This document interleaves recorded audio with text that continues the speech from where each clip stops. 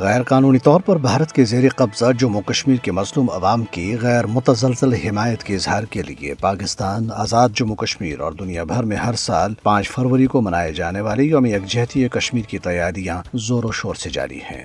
یہ دن منانے کی کال حکومت پاکستان نے دی ہے۔ سیاسی جماعتیں، کارکنان، پاکستان و آزاد کشمیر کی عوام اور بیرون ملک قائم پاکستانی سفارت خانے کشمیریوں کے حق خود ارادیت کی حمایت کے لیے، جس کو بھارت نے گزشتہ 78 برسوں سے سلب کر رکھا ہے، تقریبات کا اہتمام کریں گے۔ اس دن شہدائے کشمیر کے لیے خصوصی دعاؤں کے ساتھ ساتھ بھارتی تسلط میں کشمیریوں کی حالت ازار کو اجاگر کرنے کے لیے مظاہرے، ریلیاں اور دیگر پروگرام منعقد کیے جائیں گے۔ 5 فروری کو پاکستان اور آزاد جموں کشمیر بھر میں عام تعطیل ہوگی۔ یوم یکجہتی کشمیر جیسے جیسے قریب آ رہا ہے، سری نگر سمیت پوری وادی کشمیر میں قائد اعظم محمد علی جناح، پاکستانی قائدین اور یکجہتی کے پیغامات پر مشتمل پوسٹر چسپاں کیے جا رہے ہیں۔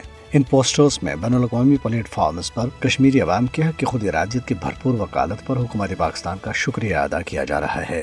دریاسنا کل جماعتی حریت کانفرنس کی ترجمان ایڈوکیٹ عبدالرشید منہاس نے سری نگر میں جاری ایک بیان میں عالمی برادری سے مطالبہ کیا ہے کہ وہ مقبوضہ جموں کشمیر میں بھارت کے ہندوتو ایجنڈے اور ظالمانہ ہتھ کنڈوں کو روکنے کے لیے مداخلت کرے۔ ترجمان نے کہا ہے کہ کشمیری عوام نے 1947 سے آزادی کی جدوجہد میں بے مثال قربانیاں دی ہیں۔ انہوں نے مقبوضہ جموں کشمیر کے مظلوم عوام کی مسلسل حمایت پر پاکستانی عوام کا شکریہ ادا کیا۔ جموں کے علاقے اخنور میں بھارتی فوج کے ایک کیپٹن رودرا پرتاپ سنگھ کی پراسرار حالت میں موت ہو گئی ہے۔ اس واقعے سے گزشتہ چند مہینوں میں بھارتی فوج میں پراسرار اموات کے متعدد واقعات کے حوالے سے سوالات کھڑے ہو گئے ہیں۔ برطانیہ کے شہر اولڈہم میں ایک کانفرنس کے مقررین نے عالمی برادری پر زور دیا ہے کہ وہ مقبوضہ جموں کشمیر میں انسانی حقوق کی خلاف ورزیوں کو روکنے کے لیے بھارت پر سفارتی دباؤ ڈالیں۔ تقریب کا اہتمام جموں کشمیر تحریک کے حق خود ارادیت انٹرنیشنل نے کیا تھا۔